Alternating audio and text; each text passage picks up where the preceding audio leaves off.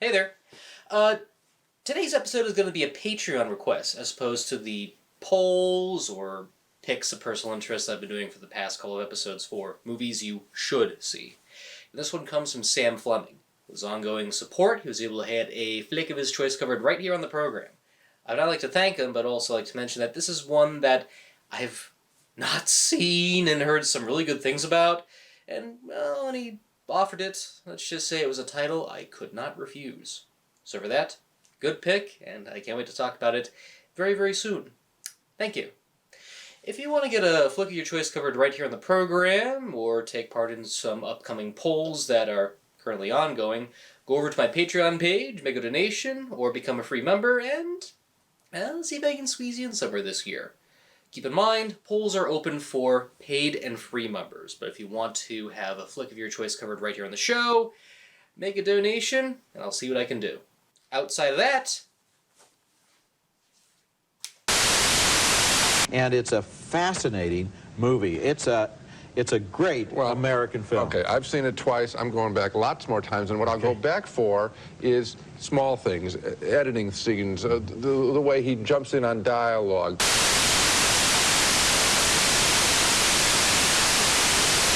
I am a duck. Yeah, that's what I'm saying. That's it. Hey,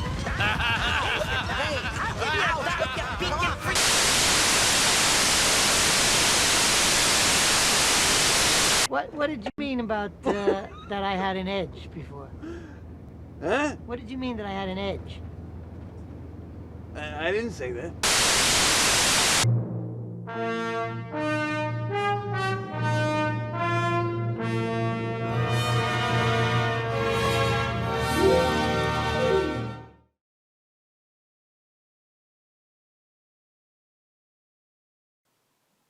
As far back as I can remember, I always wanted to be a movie critic. No matter if it was a silent flick or one with picture, as long as it didn't have too much blood, guts, or gore, I always loved the idea of watching a movie, breaking it down, analyzing it, and giving my own personal thoughts. Of course, as one gets older, there's only so many titles you can see in a day and so much you can do. But I was able to get pretty lucky today when I was able to finally look at a movie I've been meaning to see on my roster of films that I have not yet watched. So I'm probably going to shock many by simply saying that up until now, would you believe me if I told you that I've never seen Goodfellas? Tommy, no, you got it all wrong. Oh, Anthony. He's a big boy. He knows what he said. What'd you say? And I can't thank this Patreon request enough for allowing me the excuse to do so. I love Mafia movies, but most of them follow a particular formula or plot. Some gangster makes it big, but their whole empire comes crumbling down. Even famous ones that people quote appears to follow this path no matter what. Goodfellas arrived in the fall of 1990, and to think it was only a couple of mere months away until Francis Ford Coppola gave us The Godfather Part 3. Regardless of opinion, we got a coda. And there was no way we could refuse it.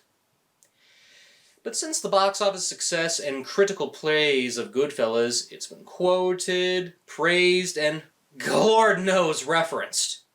So why is it considered one of the greatest gangster movies ever made?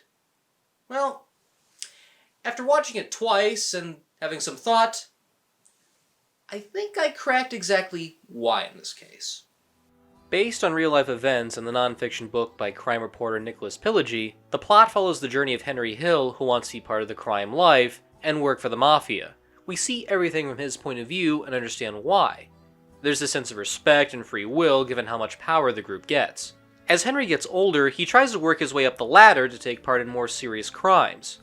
However, when he gets in too deep, it leads to a variety of problems and complications that result in Henry to consider if there's a way out that doesn't involve using the justice system. I just want to say for the record, I'm only going to review the movie as a whole. I know it's based off of real-life events, which also got turned into a non-fiction book, which this film was an adaptation of, but I want to look at the movie as an art form on its own. It's a Martin Scorsese movie. It deserves to be examined that way. But I will just say right from the get-go, words of mine cannot do justice to how great of a movie this is, and I so wish I saw this in my college years. I did take a film course class in my community college years, and the professor showed us stuff like Godfather Part 1 and 2. Man, I wish it was followed up with Goodfellas because it would have been a perfect companion piece overall. It's mostly because the events in Mafia lifestyle are witnessed from an outsider as opposed to someone within the criminal life. This makes the experience interesting, as Henry's our window into this underground world of crime. His narration detailing and reminiscing what made this corporate lifestyle important is identifiable. There's connections with other people, the will to almost get away with murder, and this sense of respect. Ray Liotta does a great job portraying Henry Hill, as we see his pleasure, and later on his disdain, all in one. He sees so much what goes on that in the second half, it becomes important for the viewer to understand why he wants to get out. Or at least hold on to some of these bits of luxuries he developed from this lifestyle. He details all the cues and hints as to when his life would come to an end after seeing so many people get killed in front of his eyes. So when the tables turn, Henry sees the signs, and you can already tell from Liotta's expression and inner monologue that he knows what's coming for him. I also like how Henry never really kills anyone. Sure, he might roughhouse and beat the crap out of someone, but he doesn't feel tough enough to really end someone's life. It's a subtle hint like this that shows a guy like him likes to live on the edge, but not too much. Robert De Niro portrays Jimmy Conway, and I love how he seems like a nice guy, but there's a devious interior under all the smiles. He can be reasonable, but Jimmy plans out one's deaths like a chess game. I like how he's built up to be the more reasonable person, and for a moment, you almost feel like he has the most sense of the group. Under the warm presence, you have this feeling he's plotting out just how one's life will end in front of your eyes. Every step is articulated in Jimmy's mind, and he watches every step to catch his target off guard. When he offers someone a drink or a nice chat, he just sit back and wait for the moment when his prey will eventually let their guard down. This is reflected later in a scene when Jimmy appears to help Henry's wife and tells her to check out some dresses they obtained. But the area they are stored in seems a little questionable. It's not fully clear to the viewer if Jimmy is setting her up to be killed, but you get this uncomfortable feeling after seeing the way his kills are staged, almost like a fly caught in a spider's web. At this point, we don't know whether to trust him, and the viewer is left to answer exactly what was really his intention in that one moment for ourselves. And then you have Joe Pesci as Tommy DeVito, and no wonder he won an Oscar for this role. His take on Tommy is the pure opposite of the two. He's unhinged and unpredictable to the max. In earlier scenes, you almost get this feeling he's kind of a fun guy. Likes to joke around and mess with people, and you kind of shrug it off and see him as the life of the party. As things go on, that feeling diminishes. If you insult Tommy, he will do anything he can to hurt you in return. Even if it means killing you, Tommy does not hold back. There's one moment when he goes after a mobster, and all just because the guy made a crack about his past. It's somewhat justified given this was intentional, yet later on, Tommy chews out a waiter for not serving him properly and shoots his foot off in retaliation. A couple of scenes and one bandaged foot later, this happens.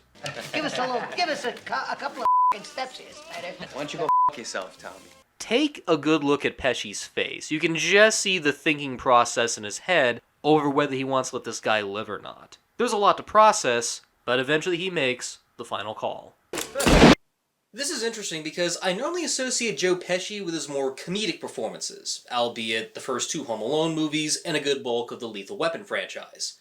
That's not to say that I don't think he can do drama, but I think this performance and character overall was tailor-made for him. He walks that tightrope between comedic and tension really, really well. What first starts off as an overall fun guy slowly becomes more tense as you peel the layers back here. Pretty much to the point you start to realize this is a wild animal in his natural habitat, and you don't know when he's going to strike. There's also the famous "Am I funny like a clown" scene, which supposedly came out from so much improv and ad-libbing done in rehearsals. Maybe. But I'm funny how? I mean, funny like I'm a clown, I amuse you? I make you laugh? I'm here to amuse you? What do you mean funny? Funny how? How am I funny? It's a moment that cements Tommy's impulsive character, which sets the tone for what kind of person he is.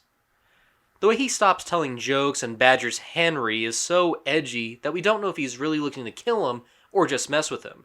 This scene is so well known that it became a major staple of the Goodfellas segment from Animaniacs, which even itself is a pure parody of the famous movie too. An optimist. What are you saying, that I'm some kind of doctor here to test your vision for you? Are you saying I am some kind of long-nosed, tusk-toothed, flat-beard pachyderm here to go? You saying I'm some dim-witted blonde bombshell here to titillate you? To think, a small scene like that, and the writers really milk it for what it's worth. Still, can't argue with good comedy like this. But for me, I think Saturday Night Live did this element better with the Joe Pesci show segments. Just the idea of Pesci having a talk show and acting even more unhinged to his guests leave me in stitches. That's exactly the one, and this is what you do with it. Hey, like that. Hey, now this is hysterical, folks, huh? While Goodfellas is packed with tons of supporting roles, most of them would ironically move on to other gangster movies and TV shows. Yet, the one performance I feel that gets overlooked is Lorraine Bracco as Karen, Henry's wife. Much like with Henry, she's an outsider to the criminal lifestyle, but she's a bigger one given she wants nothing to do with it. At first, she is unsure about the whole thing, even if other families connected to the mob enjoy hanging out like it's a big holiday dinner. But as the events of the movie take place, the relationship between Karen and Henry becomes strained. He gets more fascinated with the mob and less being a family man, even if his friends try to convince him otherwise at one point. You can see all the frustration and anguish Lorraine provides in her performance, as well as the determination to get her husband's attention away from the mob. Even if Lorraine was nominated for an Oscar, I feel she deserved it more. There's a scene when she confronts Henry at literal gunpoint and is thinking of setting it off. She got this far, and his very life hangs at her fingertips. Of course, she chooses not to, and there are some consequences afterwards, but just the intense nature of this moment and her edgy performance really gives the feel this is someone who's been dragged around and neglected for far too long. Instead, the award for Best Supporting Actress of that year went to Whoopi Goldberg for her role in Ghost instead. Not a bad choice, but yet I think Lorraine had a little more dramatic weight to deal with here, and rightfully deserved it. Though that's just my opinion. Of course, with Goodfellas being a Martin Scorsese-directed feature, viewers will be in for a treat for the eyes and ears, and presents the criminal world as a fantasy land. The long one-take shots in the nightclubs are so engaging that it puts you in the view of the protagonist. I read up that some of these were hard to pull off as some performers kept blowing their lines, and they had to do an extra 4 or 8 takes just to get it right. There's a mystic quality to the whole thing, and we ourselves feel drawn into this world. My favorite shot in the whole movie is when Henry, Tommy, and Jimmy have to relocate the dead body of someone they terminated, and the whole scene is lit in deep red. It kinda looks like they've opened the doorway to hell, and it's a perfect transition as to how things will end up throughout the rest of the movie. Even lighting and staging is very unique in telling the story as well. There's another shot I like where Henry and some gang members go to jail, but they're treated differently given how high they rank. There's one moment where everyone is having dinner at a table, but Henry walks right past them, well, covered in dark shadows. This is a reference to how no matter what Henry does to be part of the mob, he will never get a high rank to these guys. It's revealed that due to Henry being Irish-American, he can't be a fully initiated member. He will never get a higher position, and it's all because of his ethnicity. For someone who wants to be part of the criminal life so bad, it's not all cracked up to be when you're judged that way. The music choices are pretty solid too, given we go from 1955 to the 1980s. Every song has a purpose to be there, and it helps solidify the tone and mood everyone is going through.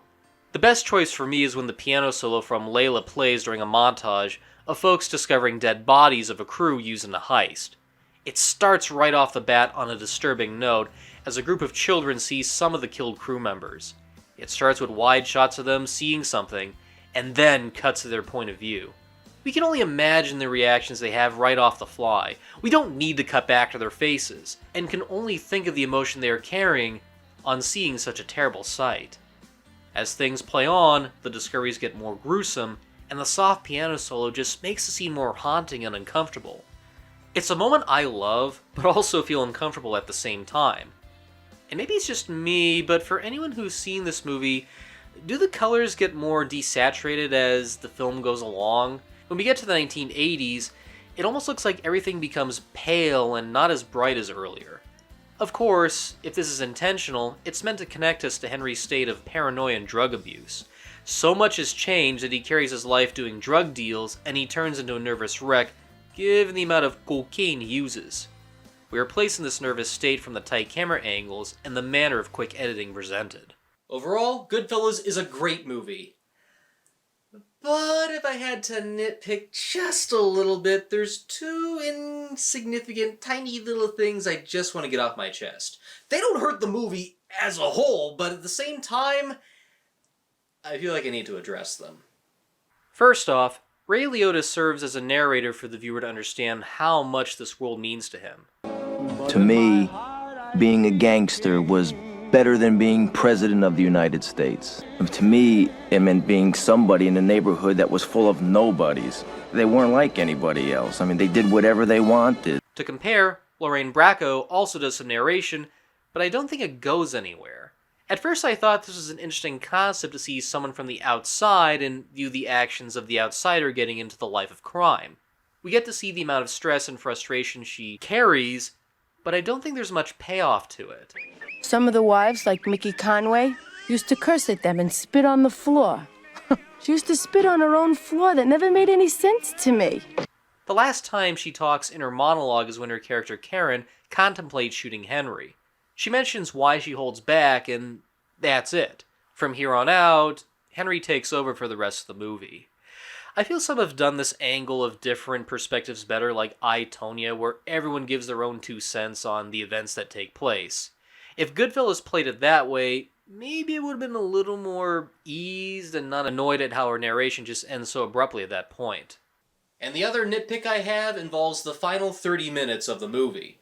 It's not terrible or anything, but after one hell of a body count, things kind of simmer down and sort of come to a crawl. And granted, there are some things that do carry you through, such as looking into Henry's paranoia and mixture of drug abuse as whether he's going to get caught or if Jimmy's going to actually kill him.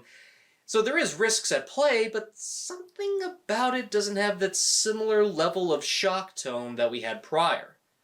Though, granted, when you're basing your feature off of real-life events, you gotta wrap up the story some way, and I kind of wish there was just something that really felt in tone with the previous material of the feature.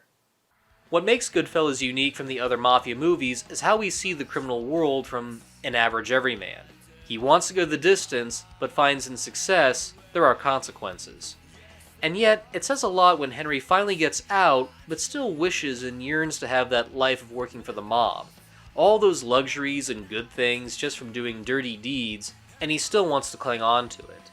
An important beat that makes us pity someone that didn't want to get out, even if he had no choice. You either live by the mob and die by the mob, or call it quits and be an informant. Looking past the great performances and beautiful cinematography, I feel it's this element alone that keeps audiences coming back to it. Unlike Mafia movies of the 1970s and 1980s, this is more than just a rise and fall story.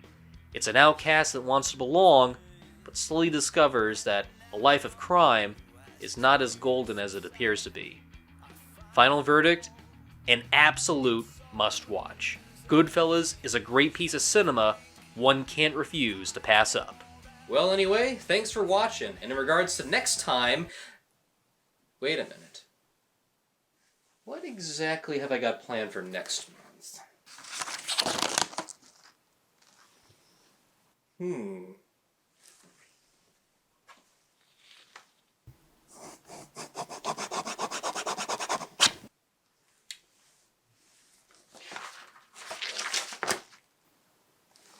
Ooh! March! And yet Goodfellas came out in 1990, and next month is March. Hey kids, guess what we're doing next time?